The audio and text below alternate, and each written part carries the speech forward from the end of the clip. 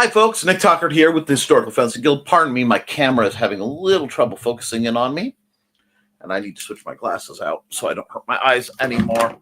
Thank you for your tolerance. Hi. I'm still recovering from the boink that is my... I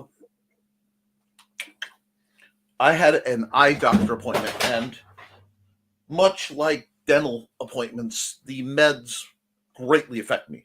So before we get into the program, I do have some bills to pay. First and foremost, we need to put a big shout out to our good friends over at the Independent Creator Directory. That's IndieCD.org, your one-stop shop for the best of the brightest authors, artists, musicians, and other creatives like me, as well as, especially for this series, The Simple Sword, The Fighting Axe, and The Simple Spear, all part of my ongoing series of Western martial arts manuals designed to help you to go from having never handled the sword to teaching the art to others. Now, it looks like we've got a bit of a full house tonight. So let's go through let me scroll through the comments a bit. All right. Looks like you guys are going to be talking about food. Rock on. We have a lot to talk about tonight. I have some interesting points of discussion. We may do a little cooperative net searching just to prove how easy some of what I want to do is. Now, what we want to talk about, okay, for me, the first week of November is the great shift. It is the great shift from the fall, wonderful time to be sword fighting, to really the winter conversion, when we start talking much more about gear and equipment and preparation for such things. Now, right now, the climate is very uncertain for a lot of people. The forecasts have been rather scary, and I am aware of this. We've had increased instability for a long time, and that is resulting in quite a few unexpected changes. So, how are we going to deal with this? Well, first and foremost, we have to break down what we're doing here. And as practitioners of Western martial arts, we have to go all the way to the base. This is what I always tell people. When you are scared, when you're panicking about advancing, you always go to the simplest situation and work your way out. In this case, we're going to talk about you need to have the proper mindset. You need to have the proper sense of physicality. And then you radiate to gear and arms and the applications. But before you can worry about sparring or fighting with anybody or understanding how that works, you have to start in a proper mindset. Okay? So when we're looking at what we do, we want to realize we need to get as clear and healthy as possible in our minds and in our bodies. Now, for some reason, and I'm not quite sure why, there is a disjointing of athleticism and martial arts, especially weapons-based martial arts in America. It's not something people like to discuss. This is why you see, especially in reenactment groups, a great many individuals at the low to middle levels, especially, who are not the healthiest physical specimens. Now, I'm not talking about working with a disability. That is a whole different part. And this is not in any way, shape, or form a body shaming or anything like that. We are not looking at your start point. We are looking at the path of progress. Okay? So for what we do, you want to be able to exert yourself. You want to be able to exert yourself aerobically and anaerobically. That means the things that are fueled by breathing, running, jumping, throwing. Shots actually tend to be anaerobic, but they can be. It gets weird. But And anaerobic, holding weight, moving things under burden. Uh, this is dragging, lifting, pushing, pulling, all the basic exercises. And one thing you can do as a person who is interested in Western martial arts, which we primarily geared toward, but this is totally, guys, this is totally applicable for Eastern as well. However, I like to try to stay in my wheelhouse, in my bailiwick, that is, as much as humanly possible. That means we want to do and maintain our exercises. We want to really do rudimentary basic exercises within the confines and capabilities of our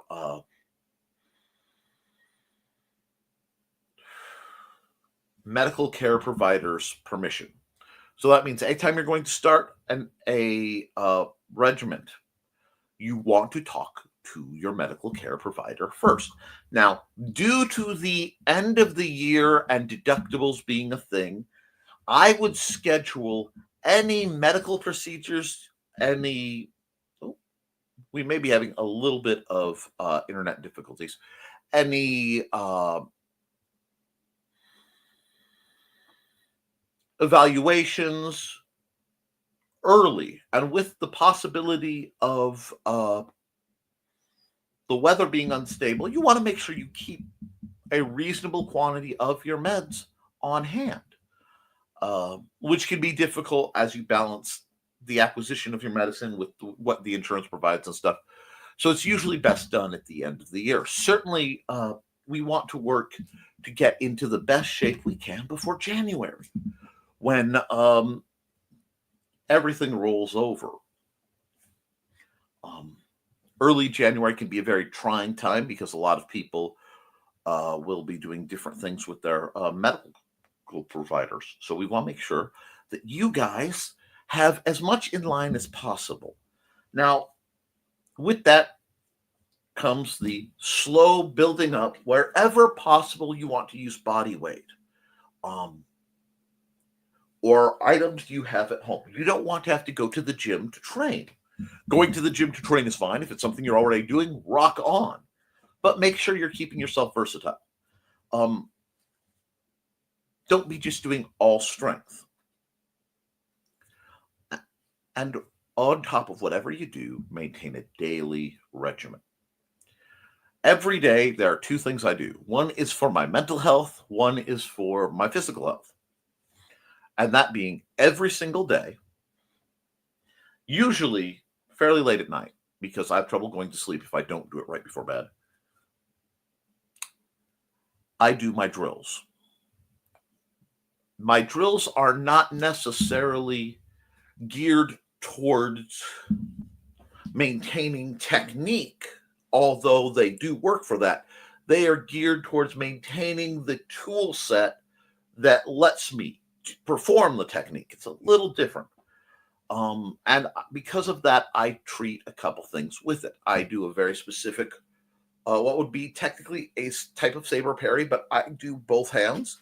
This tightens up the muscles in the back, helps me with some of my issues with hypermobility. But it also keeps my upper defense very strong. I go through the 9 guards. Well, the 8 guards that you throw shots from. And for efficiency, I do both arms at the same time. That allows me to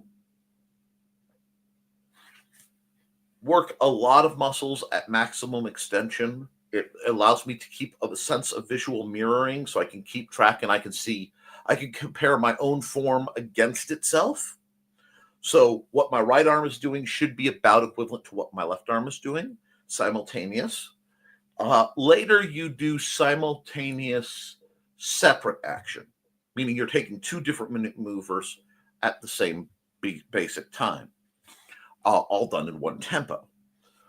But for maintenance, daily maintenance kind of stuff, I go from first position all the way through 8th. That means my 4 online parries, my 4 offline parries, And then I do a simple maintenance of keeping my shoulders loose by, at full extension in fourth, rotating my shoulders. This builds me up for my ninth position. Depending on my legs, I do lunges. And I mentioned that because I saw Houston Dave has lunged into the chat, and that's the exact way to come in. Equal with both legs. So you should be able to do the same. Now, because of the difficulty with my mobility, I may have to use a cane to do my lunges. I may have to use a stick, my staff I often use, to do my lunges and maintain balance. There is no shame in that. There's no shame in using, say, the arm of a couch to keep you balanced while you're doing your lunges. It's important. Good footwork is important, and it's something you don't want to slack on. This is why people who are in more Eastern arts do katas, whatever form you want to call them. That's more of a Japanese term, but you'll find the same thing. This is why the Yang short form of Tai Chi is very popular. You can memorize a series of body movements that once you've completed them, have addressed most of the body's necessary movements to function, while over time building stamina and skill.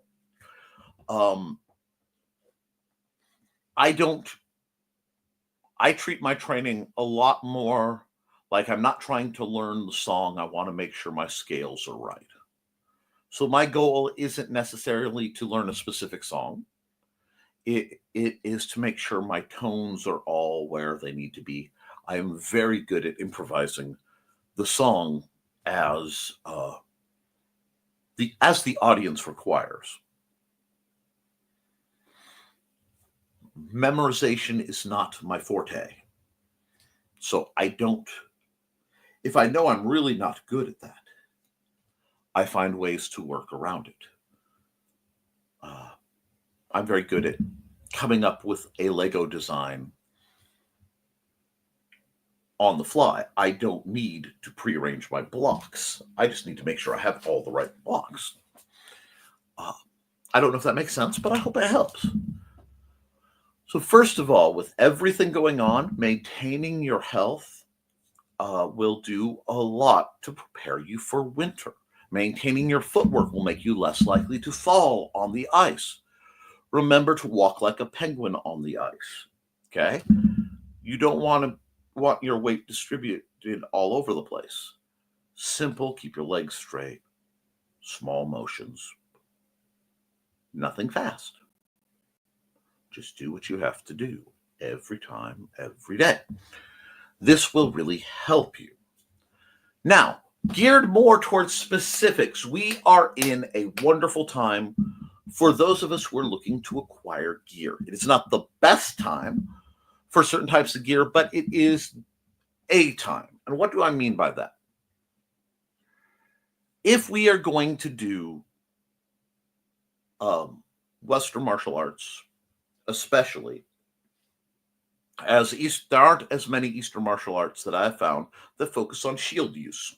They are there, they exist, and I'm sure Thesis and a few others will be able to gladly expound on them. But it is a much more common Western practice. It might have to do with the availability of metals. I'm not sure, but they do exist.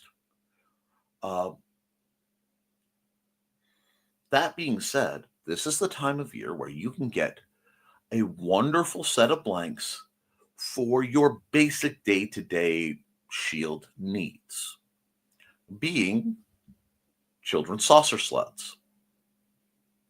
Children's saucer sleds are made out of plastic that is designed expressly not to get too brittle during winter. It is fairly rigid with no small amount of flexibility. Many times it's pre-drilled. In the past we've done videos on how to quickly and effectively strap shields. Knowing shields, understanding how shields work in lines is very, very effective. It's something we need to do, so it's something we keep in mind. A lot of what we teach and what we do, from my perspective, being somebody who is not financially gifted, is a nice way to put it. There is a understanding that means we need to build our own gear. Now, you can purchase shields. I, for one, have a delightful riot shield downstairs that I believe was gifted to me, but they are not terribly expensive. But of late, I have found that they have been bought up rather frequently for reasons I don't dare try to fathom.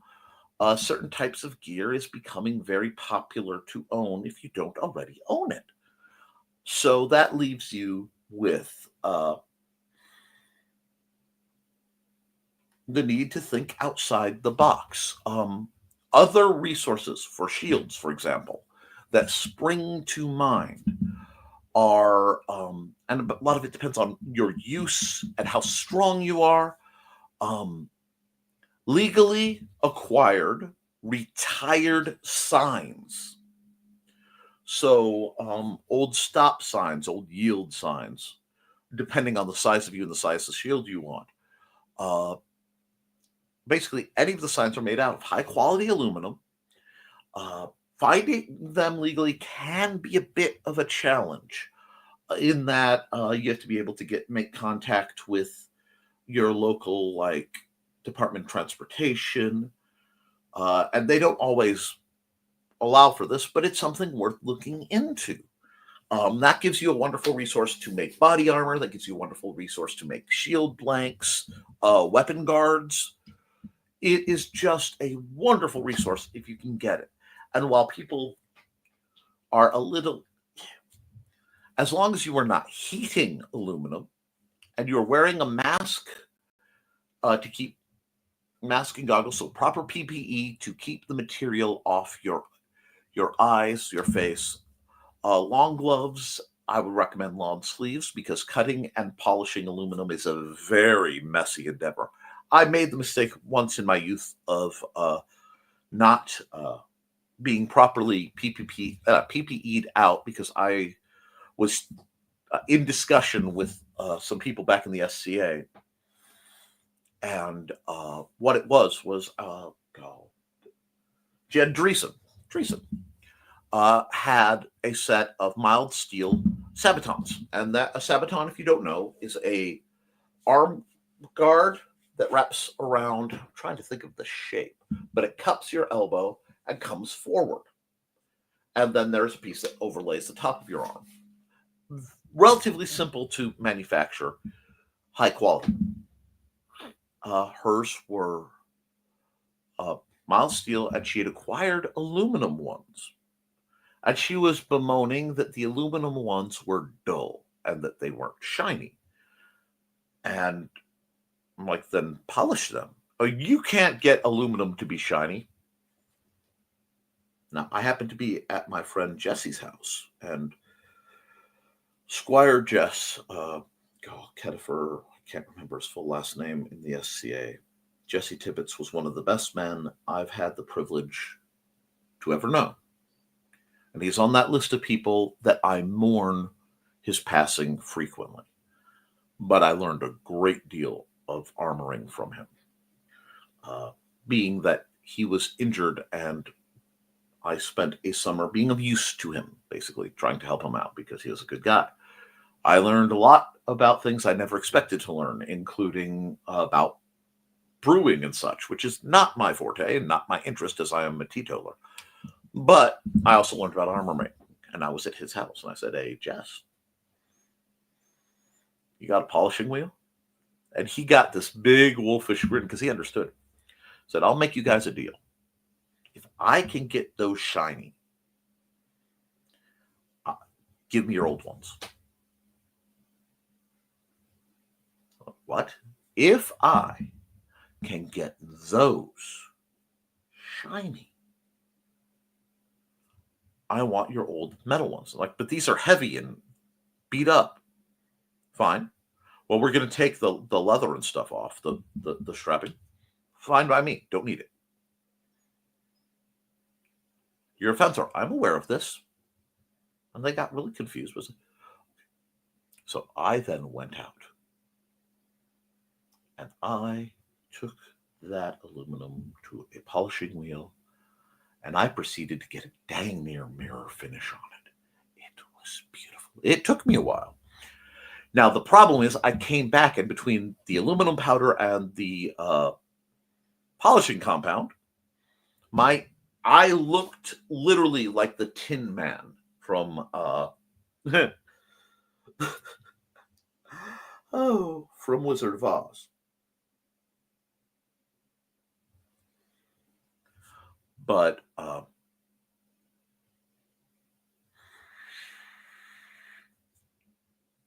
they looked at those. I said, now you need to spray this with clear coat basically as soon as possible because it's going to start to reoxidize. If you want it to be shiny, it needs a heavy preferably automotive clear coat, and it'll look gorgeous. And she used those for quite some time before she decided that her problems were armor related. She needed a new set of armor. She kind of went through a lot of armor trying to find what worked for her. And I said, but I get those. And they said, here, fine. And I said, thank you. Well, why would you want them? Well, you see, and I explained, my plan is I'm going to drill holes in them and mount them on some boards. And I still have to do this. It's been many years since I had the opportunity because they got packed up when our move went wrong, but I have all my stuff, so it's just a matter of finding them again. I'm going to mount them like a cobbler's. I had the mule. Anyway, the part they used to shape boots. And then I'm going to use them to take water-hardened leather and wax-hardened leather and shape around them and use them to take barrel plastic heated up and shape around them as the mold so I can mass produce arm armor and elbows. And I can either do it as a sabaton or as two separate pieces. And suddenly they wanted them back. I'm like, no, we made a deal. It's not honorable to renege on a deal. If there's one thing I know about knights and squires, they're always honorable. So those are tucked away.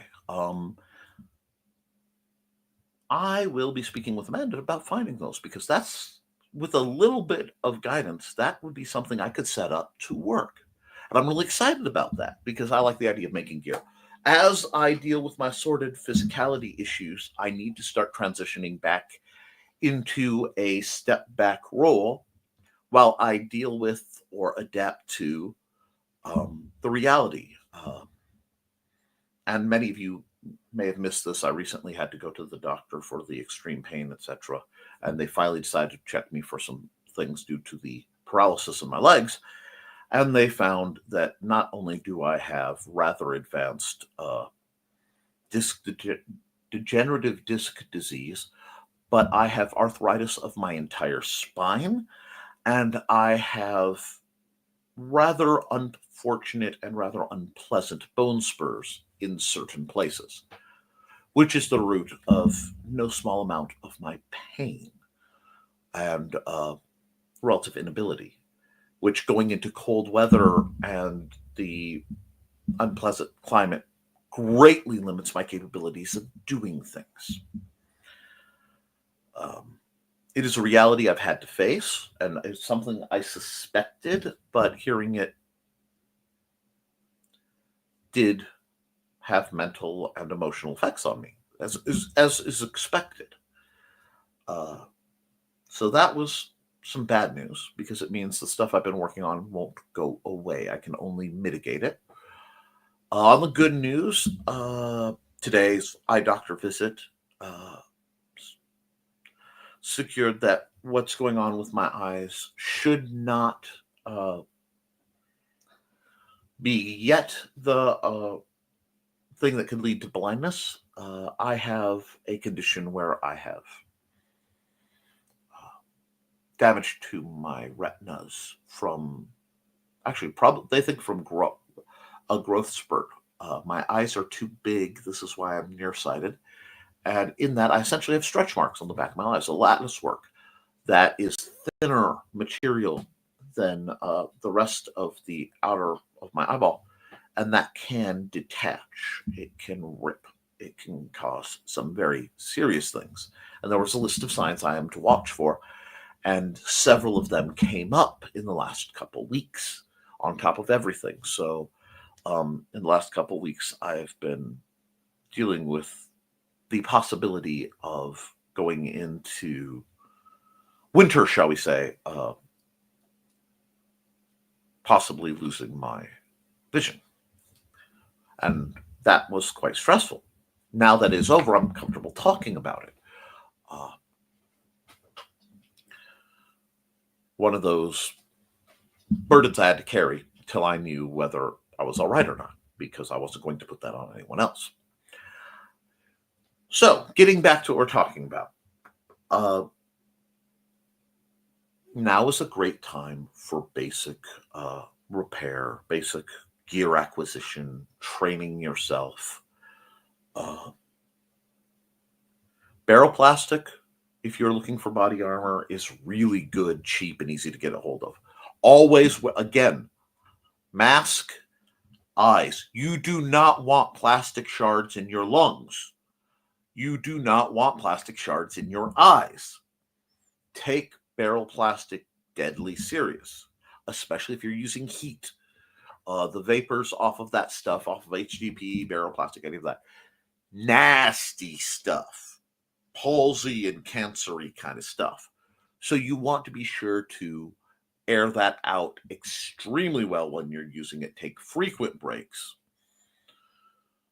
Use proper PPE.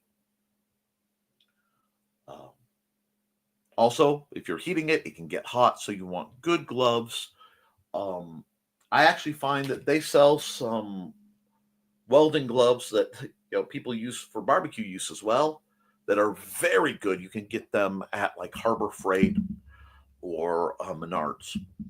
They're thick, so they're not really good to fence in. Lord knows I've fenced in them enough, but because of the extra layers.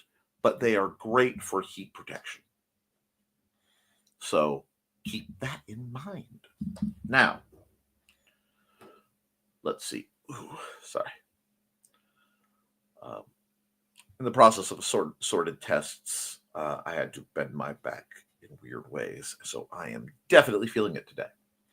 I don't want to neglect the chat, so I'm going to go through the chat, see what questions or comments you have, and we're going to go from there. I also want to remind you that we do have a Patreon, and the people listed below, I have to fix the fact, I think I have Don Dulas listed twice, but are the ones who let me do this channel. Now,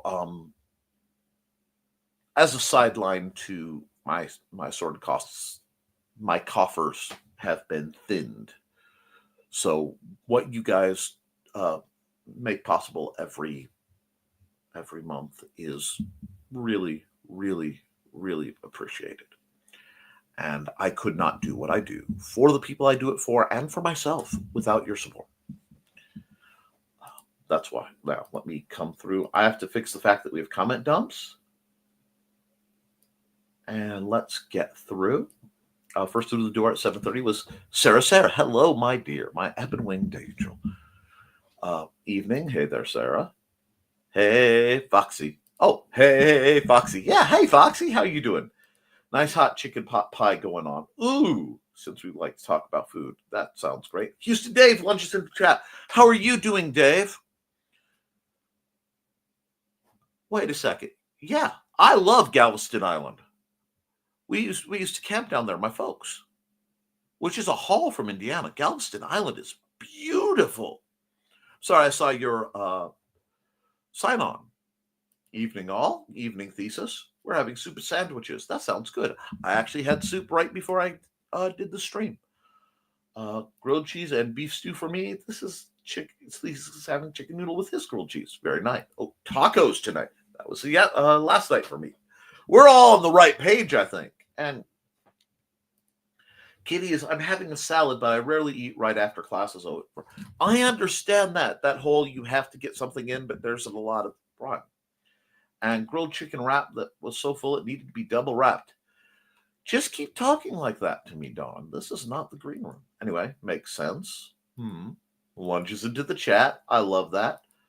Kebabs, lunges, taco, fencing. Yes! Welcome to the Historical Fencing Guild. It's also a great time, since it's cold, to dehydrate food. Dehydrators can be a little pricey, but they're surprising workarounds. Look it up. Okay, ended up with additional bad news, so I'll talk to you more later. Can't focus right now. I am absolutely here as you need me, Sarah. Love you, Sarah. Hugs, Sarah. Renew your healthcare for 2025 for the next 2 weeks. We'll talk.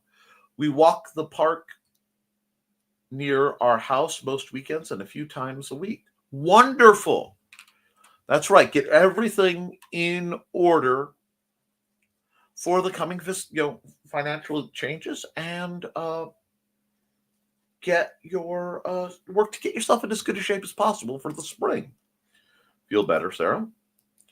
When I was rehabbing my hip, says Thesis, I had to do leg lifts, and for the first time, I had to hold onto the back of the chair to keep me from falling over. Yes, being injured is a wonderful experience towards preparing for age-based disability. Not saying that aging will disable you, although it eventually will, but the odds, if you live an active life, that you will do damage that limits your ability is essentially 100%, so you might as well. And thanks. Dealing with something, can't focus. It's a topic we don't bring into the shows. Forgot to exit in the middle of what's going on. Sorry, I'm a little vague booking. You're fine. We support you. No issue. Stamina, skill, work, recovery, rest. You get it. You get it, Dave. Yep. I will work on pronouncing that. A Chinese term for a kata or form is, and then that. Honestly, I'm still having some rather difficulties from a bit of the reaction. So thank you.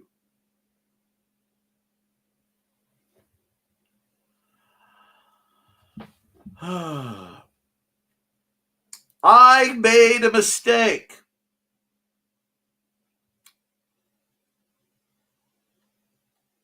No, I streamed this to the wrong channel. I will be downloading this and re-uploading it. Like I said, I had some problems. That explains why the chat is so spicy. So you guys are getting Historical Fencing Guild on the wrong channel. I will... Oh, that is so embarrassing. Thank you. But this is not the guild. Well, it doesn't matter. Yep. I will... And Sabaton is a Swedish power metal band. I am familiar with them. New medical stuff is never fun. Nope. And, oh, great. And my net is starting to cut out. 7 viewers, 5 likes. Grab the flogging device. We're up to 10. And dropped mine early. The last time I ate right before class, I got violently ill.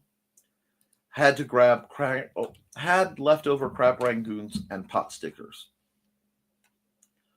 I probably should have had something more substantial, but we got our boosters yesterday. I feel kind of awful.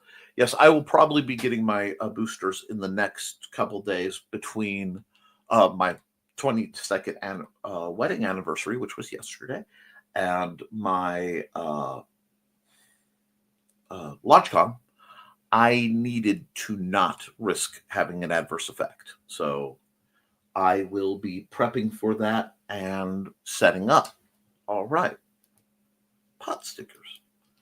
All right. Before I go on to anything else, to the chat, is anything specifically on your minds? Aside from the fact that I'm broadcasting to the wrong channel, which I don't think I can edit. Can I add destination? Let me see. Yep, can't do that. Okay. I will take the pre-recorded stream and I will put it up there with an apology. Thank you for the heads up. I also will hold out as long as I can. I am suffering something of a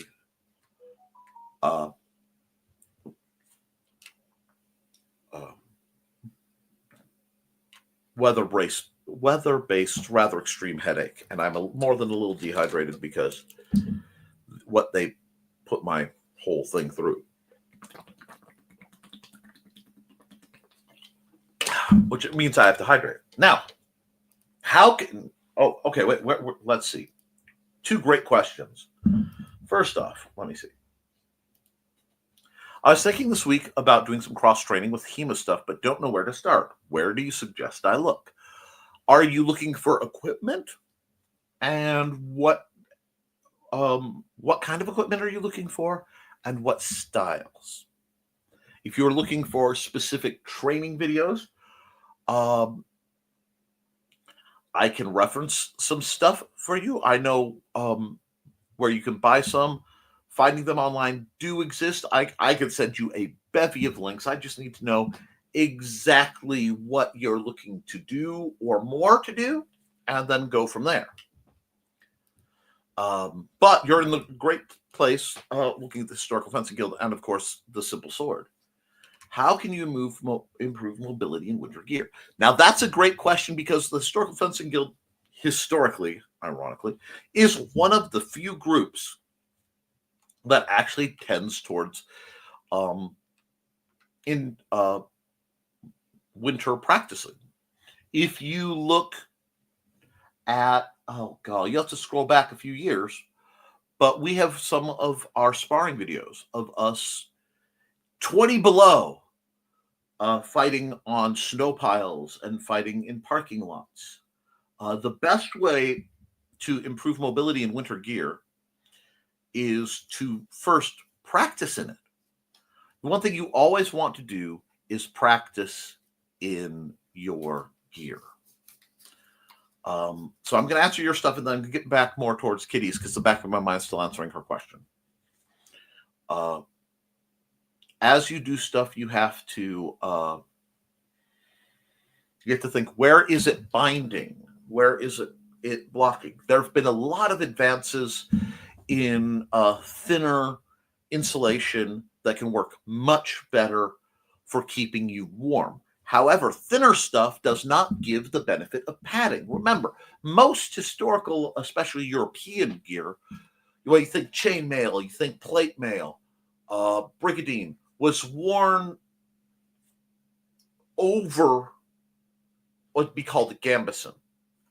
And gambesons were often made of very strong fabric that was stitched to have straight panels, channels, that is, and they would take hair, horse hair, wool, human hair from haircuts, it doesn't matter, and wedge it down and pack it as tight as they could in these channels to make something that would absorb a lot of impact. And fabric like that can actually do a surprisingly good job of interfering with knife thrusts. It can tangle and it can keep slashing cuts down. Very good for slashing cuts, especially when you combine it with chainmail over. Surprisingly effective. Not perfect, because both of those can transfer blunt force. But it's a good start.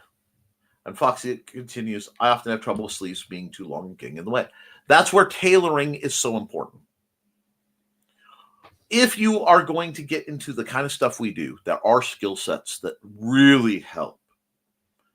Being able to sew, or knowing someone whom you can pay, bribe, or through other means get to sew you things is a life changer, financially and strategically, tactically. Many times to do what you want to do, things need to be custom fit to you. So getting back to Kitty, a lot of times Your gear needs to be as close to bespoke as possible. If you are looking for gear, there are retailers that I prefer. In the chat should be my link for Purple Heart Armory, especially if you are looking for weapons trainers. Their armor is a little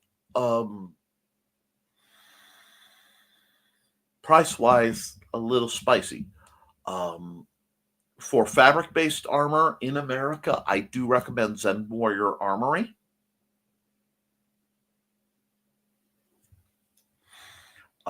Zen Warrior Armory is a company out of, I want to say, North Carolina. And I've been doing business with them as long as I've been fencing, so 30 years. Their prices went up a bit, but they are very good at tailored gear. And they are, in the overall scope, very, very reasonable. Beware secondary shops. Beware things that aren't making it for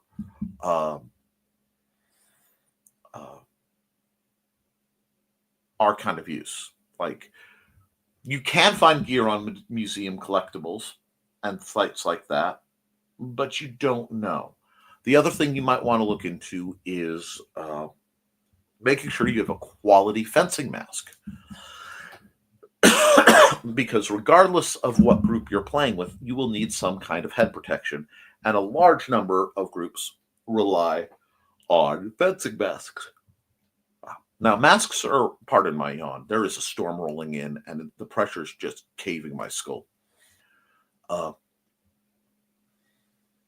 What I would recommend, bare minimum, is a fencing mask, hood or a back protection if you can get it, a gorget to protect your neck and upper spine. Mine are a mess. A plastron. If you are engaging in anything that has contact, especially for women, you need a piece of chest plate. Is my plastron available? Not currently. It is tucked away. But it's basically a solid plastic piece that is worn between layers of clothing. So usually over your undergarments, but under your outer garments. It has straps. It can be over your outer garments because one thing that has been proven scientifically is repeated impacts to breast tissue can increase the odds of breast cancer. And I am very, my mother is a cancer survivor. I am very sensitive to that subject. Quality gloves can be found in several retailers. I need to do a preferred retailer video. So if you give me till next week and somebody messages me, especially, I will set that up. And I'll do a whole preferred retailers, things to buy, things to make.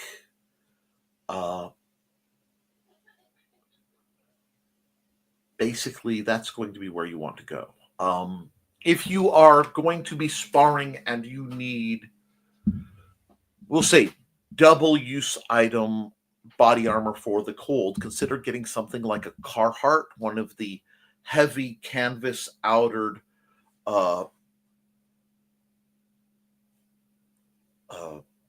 jackets.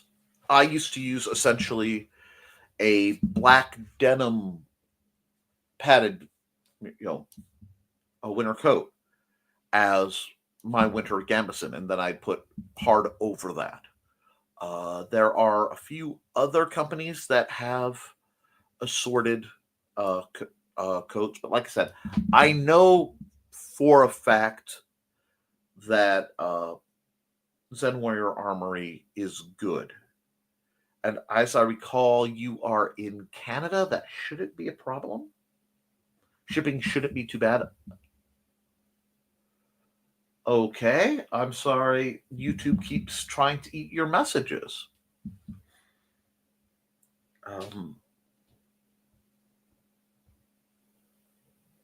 So I'll wait, and Foxy says nom nom. But while we're waiting on that, Kitty, please tell me a little bit more what you're interested in leaning into.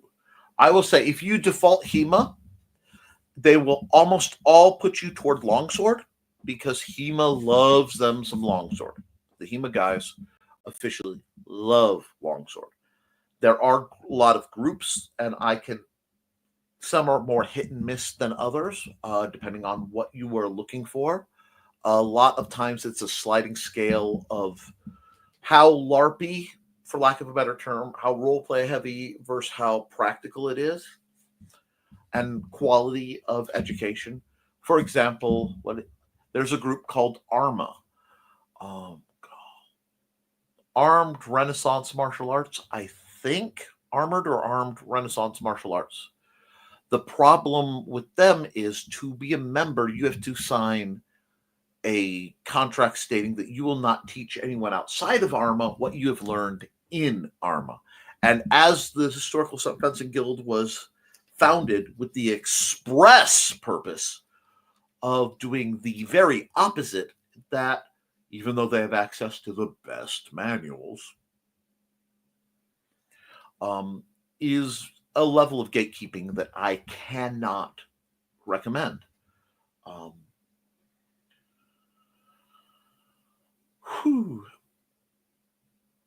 So we will have that as a situation.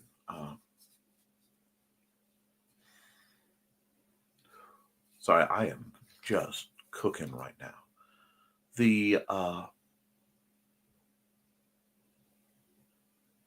Okay, do it through Facebook Messenger, and let me see what we're getting. Oh, I bet it's assuming the terms are weapon based, and we do catch that. Okay, let me mute this so that I don't hear. Let's see. Oh, okay. You're looking for not necessarily equipment, but something similar to Thesis's Meyer Square. Something I could do to better prepare myself for going against a Western practitioner. Delightful. In that case,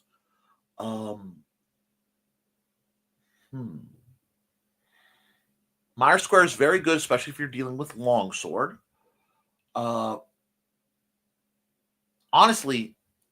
the best thing you could do, and this is look at something like my book. If you don't have access to a copy, let me know. Arrangements can be made. I understand finances and international shenanigans can be that. But what you want to do is at least cursory understand. There is actually, it's not the best video I've ever done. It's probably sometime this winter, assuming my physicality holds up, and I can get word to Trelena.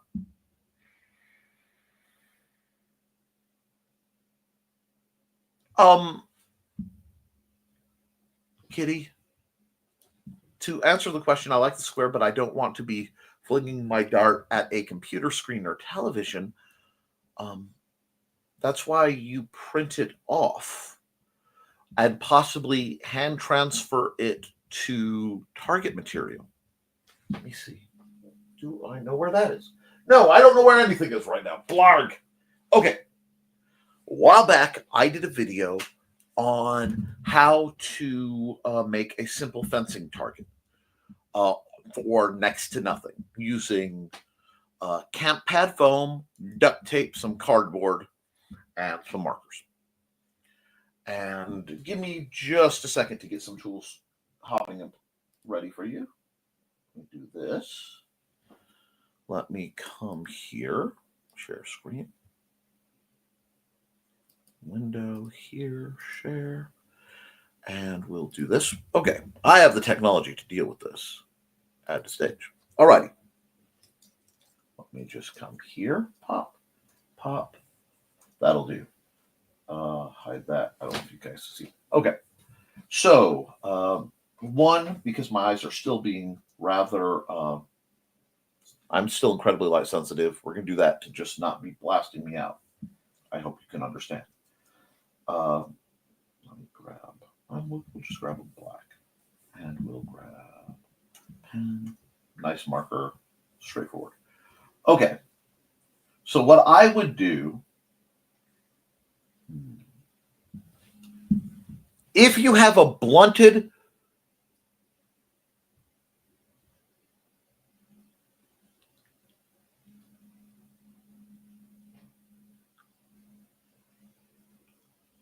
oh, yeah. No. That's not even a problem. It would be very simple. So roughly what you're going to take, instead of making one, we're going to make it real simple. You're going to take, because as I recall, give me a second. I need to look something up. Maturity's our name is Nick. Here we go.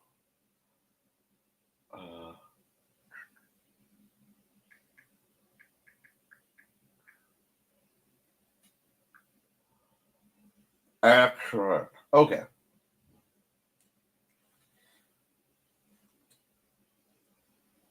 Come on, let me see the picture.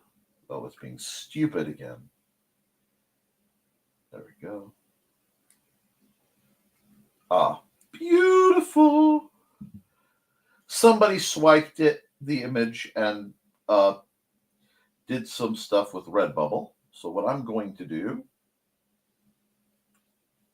is come here now that I don't need that. Grab this image real quick just to make life easier for me.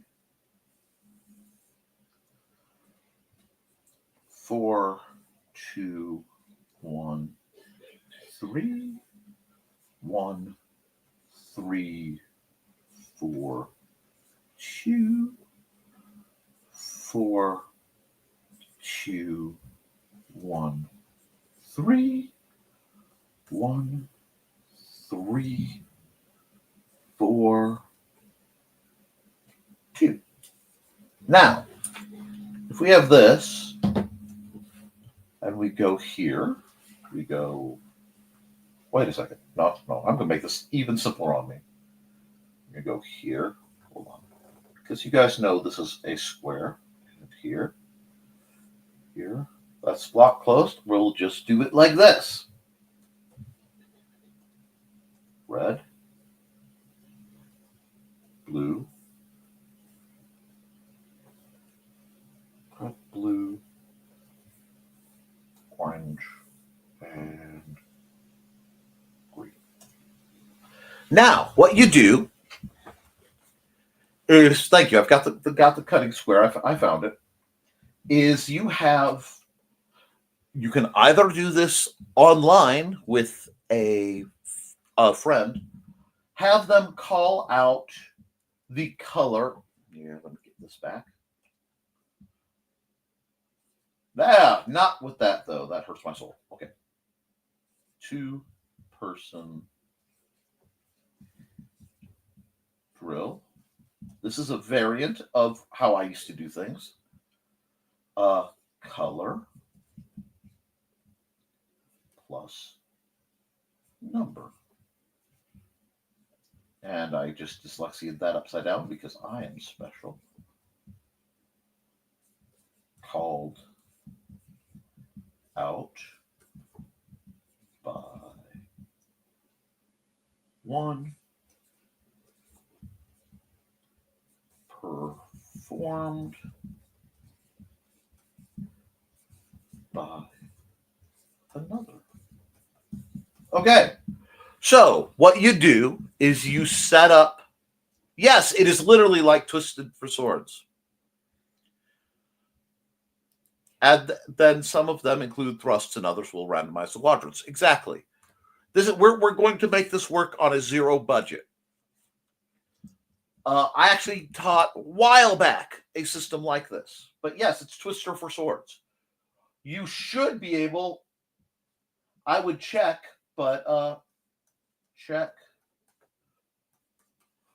twister gall spinner. So you yourself could actually do something like it with a mechanical device. Now, you can arrange a little bit of programming would be able to get a voice that would call out randomly these numbers. It wouldn't be hard, but it would be easier with the technology we have to just have somebody do a live stream with you, or not live stream, video call, a video direct message, and just have thesis be like 4 red, 2 orange, and then you could just say, let's see, cut red 4. So you know to cut into red 4th position. I think that would give you the image without the sorry, this is really, really kind of odd, but Meyer modded. I wish Richie were here, but I will send that to him when he is no longer impersonating Odin.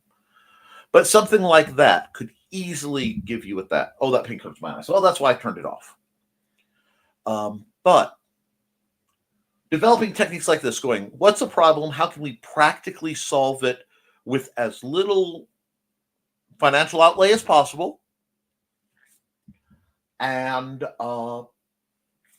as reasonable as possible? For example, with a technique like this, what you can do is you could put this on essentially a throw pillow. Just get some fabric markers and a cheap square throw pillow. They sell them at all the marts and box stores. Color it how you want. If you don't know how to sew, I don't know if you're a seamstress in any way, shape, or form, but then you have it, and not only will you be able to use that as a targeting drill for sword work, it's a targeting drill for a blunted rope dart. The bit with the tennis ball on the end, for example, would work really well, and you could practice with it. I know we've talked extensively on how to mod that for combative training, and it's just good target acquisition. Your art is much closer to where I put thrown weapons and marksmanship than traditional hand-to-hand combat. But I hope that answers your question. This is a good episode. But we only have about 2 more minutes, so I want to thank you guys. That's what my practice started with, some paracord and racquetball. Perfect! I love racquetballs. I used to. About 3 lifetimes ago, I played handball. But yeah, that's perfect. And you'll be able to hit it, record it, so you can see how good your accuracy is. But that gives you, for maybe $10-$20 on the high end. I don't know if you have a thrift store where you could possibly get a couch cushion or a pillow or something like that. Think that way. Make yourself a buffer, again, out of a couple layers of camp pad, 3 or 4, wrap it in duct tape. Closed cell foam is often used to ship things, so you get a package that has some closed cell foam, save it, package it up, you're good to go. It can theoretically be a no special cost outlay solution to your problem. But friends, we are hitting the end of the hour, and I have some matters that require my attention. I hope I've been helpful to both of you. Foxy, we can talk more about specific armoring, especially reach out to Mandy, my lovely wife. My internet is starting to drop off for reasons I'm not surprised by.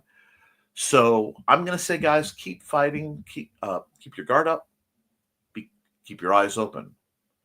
Be kind to yourself and each other. And as always, thank you for supporting your local swordmaster. Huge thanks to Don Dulas, Off in the Woods, Frog G, Ronald Raid, Bladed Thesis, don't worry about that, Brian K. Morris, Cindy Kep, Steve Augusto, And it says Don Dulas again because it typoed, and Angelina Vaquera Link. I hope I've said her name right. Huge thanks to Johnny for letting me know that I'm going to have to do some tinkering to post this where it needs to go. That's fine, but we have the means to fix that. With that, guys, thank you so much. Stay safe. Stay calm. If you need help, reach out to people. Okay? I love you, and you should too. Toodles.